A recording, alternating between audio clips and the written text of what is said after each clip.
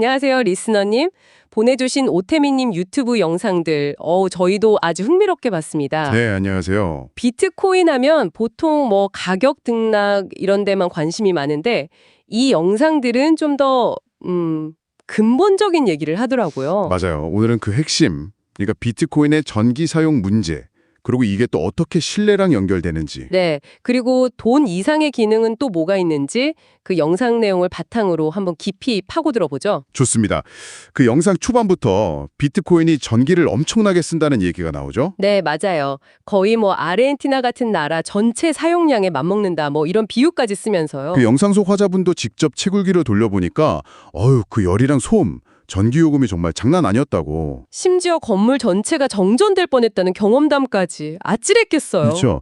특히 한국은 전기료가 비싸서 이제 채굴이 거의 경제성이 없다고 딱 짚어 말하더라고요. 맞아요.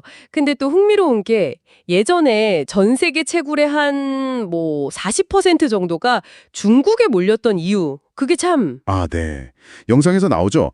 국영 발전소의 그 남아도는 값싼 전기, 특히 석탄 발전. 네, 그런 걸 썼기 때문이라는데 이게 또 어떻게 보면 그 특정 지역의 값싼 전기에 너무 의존하게 되니까 그렇죠.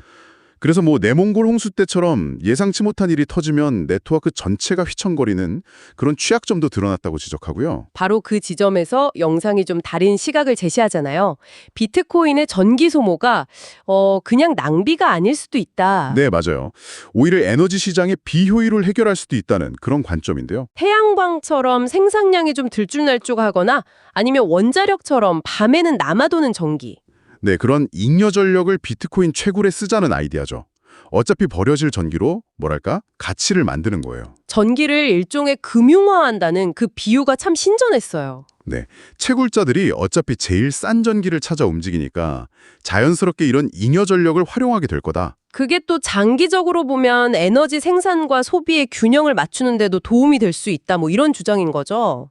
상당히 흥미롭네요. 그렇죠. 그리고 이 막대한 전기 사용, 그러니까 이 비용 자체가 비트코인 시스템의 신뢰를 만드는 핵심 장치라고 설명해요. 아, 그 비용 신호 이론이요? 네, 맞아요. Costly signaling. 뭐 예를 들어 성형외과가 엄청 화려하게 인테리어를 한다거나 아니면 가젤이 사자 앞에서 일부러 막 높이 뛰는 그런 행동. 네, 그런 것처럼 엄청난 비용을 감수하는 행동 자체가 나는 이만큼 진심이고 능력이 있다는 아주 강력한 신호를 보내는 거죠.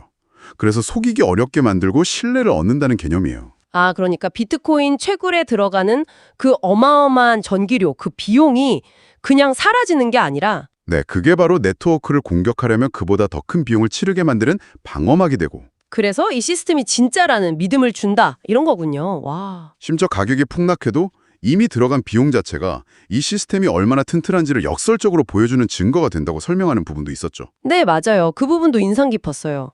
이게 그 유명한 비잔틴 장군 문제를 해결하는 방식과도 연결된다고 하고요. 맞습니다. 결국 비용이 신뢰의 증표가 되는 셈이죠. 그리고 영상에서는 비트코인이 단순히 뭐 국경 없는 송금이나 인플레이션 해지 수단 이걸 넘어서는 기능들도 강조하더라고요. 스마트 계약 얘기도 나왔죠. 네. 법이나 어떤 제3자, 중개인 없이 그냥 코드만으로 약속 이행을 강제할 수 있다는 점.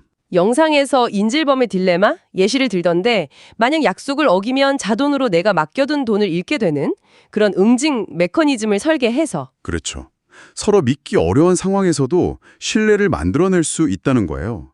뭐 예를 들면 구호금을 특정 조건이 만족될 때만 전달되게 한다거나 아, 그런 식으로도 활용이 가능하겠네요. 그리고 또 하나 중요한 특징으로 결제 최종성, finality of settlement. 이건 뭔가요? 우리가 보통 은행에서 송금하면 뭐 문제가 생기면 취소하거나 되돌릴 수 있잖아요. 네, 그쵸. 근데 비트코인 전송은 한 번 완료되면 뭐 법이나 심지어 폭력 같은 외부 개입 없이도 되돌릴 수가 없다는 뜻이에요. 최종적이라는 거죠. 아, 정말로 끝이라는 거군요. 네. 영상에서는 이게 바로 중개기관 없이 개인과 개인이 P2P로 직접적이고 최종적인 가치 전달을 가능하게 하는 아주 핵심적인 혁신이라고 설명합니다. 뭐 아프리카 오지에 있는 딸에게 다른 사람 허락 없이 바로 돈을 보내는 그런 예시처럼요. 맞아요.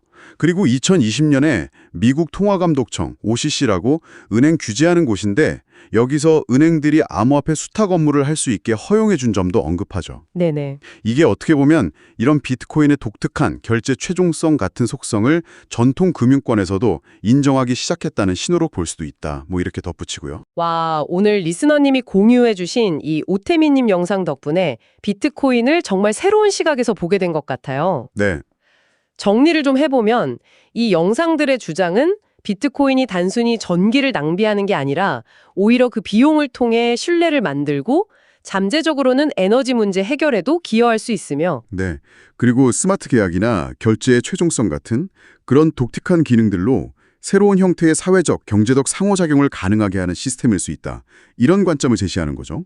네, 정말 흥미로운 분석이었습니다. 마지막으로 리스너님께 생각해볼 질문 하나 던져드리고 싶네요. 그 영상에서 강조된 것처럼 법이나 중개자 없이도 결제의 최종성을 보장하는 비트코인의 이 특성, 이게 만약 각국 정부가 거래소 같은 통로를 점점 더 규제한다고 해도요. 네.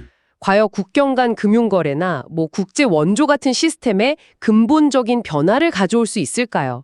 이 질문을 한번 곱씹어 보시면 오늘 다룬 내용에 대한 더 깊은 탐구가 되지 않을까 싶습니다. 네.